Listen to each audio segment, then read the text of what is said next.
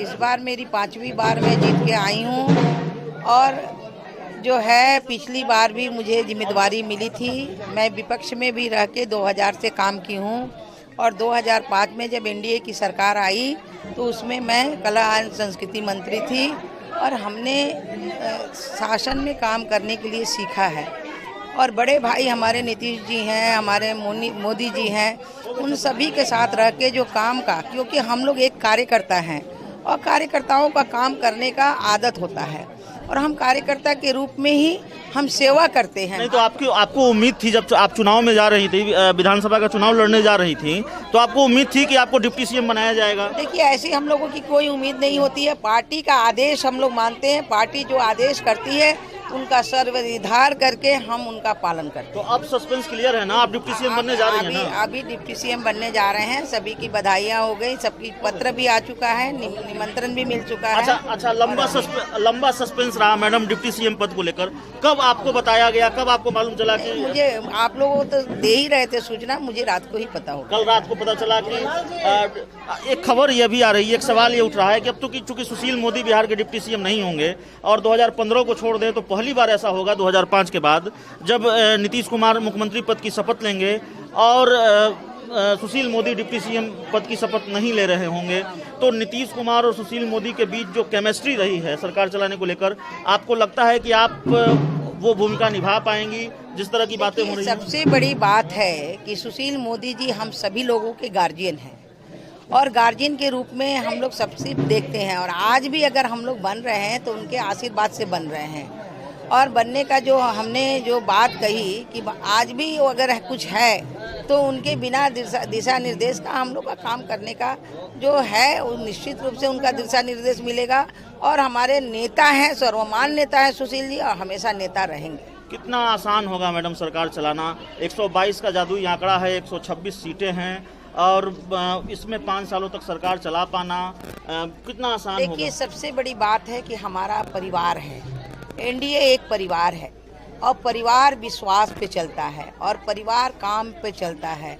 अगर हम आपस में सभी परिवार मजबूत हैं और आज निश्चित रूप से आप देखे होंगे कि हमारे परिवार के लोगों को तोड़ने के लिए बहुत कोशिश की गई लेकिन मेरा परिवार नहीं टूटा और आज हमारा परिवार एकजुट है और कभी टूटने वाला नहीं है। इसलिए 5 सालों मेरा काम होते रहेगा। संख्या का कोई अंतर नहीं है, 74 ऐसे में नहीं है। आप जोड़ेंगे कुछ नहीं होगा। हमारा परिवार मजबूत है, हम एक साथ हैं, एकजुट है, इसलिए हमारा ये 5 साल तक सरकार चलेगी। तो 5 साल तक। एक आखिरी सवाल मैं आपसे पूछ लेता हूँ, जीतन राम मांझी और वीआईपी पार्टी जैसे पार्टियों के पास 4-4 सीटें हैं, सरकार में उनकी भूमिका बहुत अहम है, एनडीए में उनकी भूमिका अहम है, ऐसे में कई तरह की बातें कही जा रही है। अगर जीतन राम मांझी थोड़े नाराज हुए तो सरकार पर संकट होगा, मुकेश सहनी थोड़े नाराज हो गए या फिर इन दोनों पार्टियों की महत्वाकांक्षा थोड़ी बढ़ गई तो दोनों सरकार पर संकट होगा? ऐसा कोई महत्वाकांक्षा नहीं है। जब हम कहते हैं परिवार तो परिवार में यहाँ महत्वाकांक्षा की कहाँ बात रहती है?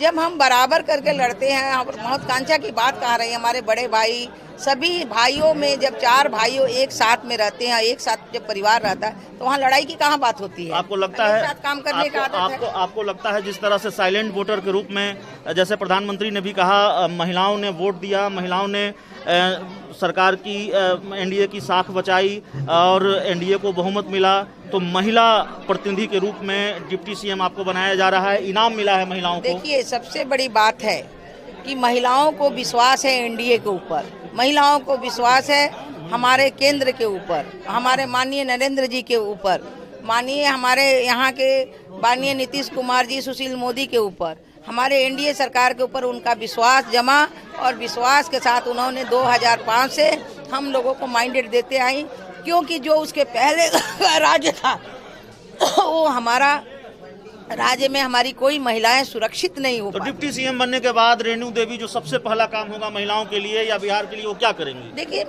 महिलाओं का जो काम है, आप सिर्फ महिला की बात क्यों करते हैं? डिप्टी सीएम की बात होती है कि हम सबका साथ सबका विकास करें और आप तो जानते हैं कि हमारी संस्कृति में अर्धनागेश्वरी का रूप होता है, आधे नर और आधे नारी से ही हम काम कर सकते हैं। तो हम सभी लोगों के लिए जो काम करेंगे, निश्चित रूप से जो आत्मनिर्भर बिहार की कल्पना हमारे माननीय मुख्यमंत्री जी माननीय सुशील कुमार मोदी जी ने, माननीय हमारे नरेंद्र मोदी जी ने, माननीय अमित शाह जी ने और यहाँ के हमारे अध्यक्ष भाई सुशील मोदी जी ने अगर इस तरह की बात को सोच रखा है तो आत्मनिर्भर बिहार में महिला सबसे आगे तो रहेगी। पीएम मोदी के, अमित शाह के एजेंडे पर बिहार की सरकार चलेगी, नहीं, बीजेपी के एजेंडे पर एजेंडे- चलेगी या नीतीश कुमार के एजेंडे पर हमारे चलेगी? नीतीश कुमार, हम कहते हैं कि परिवार का मेरा एजेंडा है। अगर हमारा परिवार का एजेंडा है कि हम आत्मनिर्भर बिहार बनेंगे, हम बिहार का विकास करेंगे, हम सब में साथ हैं, तो यहाँ कहाँ हमारा एजेंडा अलग अलग हो रहा है? कहीं मेरा एजेंडा अलग नहीं है। जो हमारी सरकार की एजेंडा वो मेरा एजेंडा है, जो मेरा एजेंडा वो सरकार की एजेंडा है। इसमें तो कहीं है ही नहीं। सात निश्चय में हम और भी उसमें बढ़ोतरी करेंगे। तो देखिए मैडम हैं और मैडम को जाना भी है, इसलिए ज़्यादा वक्त हम बर्बाद नहीं करेंगे। और अब ये डिप्टी सीएम पद की शपथ लेने जा रही हैं। यहाँ से ये राजभवन के लिए निकलेंगे मैडम या मुख्यमंत्री आवास जाना है? जाएंगे थोड़ा लेट। मुख्यमंत्री आवास जाएंगी? नहीं, सीधे राजभवन। तो मैडम को राजभवन जाना है। तो अब हम रेणु देवी हैं, बिहार के डिप्टी सीएम बनने जा रही है और जश्न सा माहौल है। ढोल नगाड़ा और हजारों की संख्या में समर्थक मौजूद हैं और ये तस्वीर है पटना में रेणु देवी के घर पर। अब से थोड़ी देर बाद निकलेंगी और राजभवन में जाकर उप मुख्यमंत्री पद की शपथ लेंगी। तो इस इंटरव्यू में इतना ही। बहुत बहुत धन्यवाद। देखिए अंत में आपको छोड़े जाते हैं ढोल नगाड़े की तस्वीर के साथ।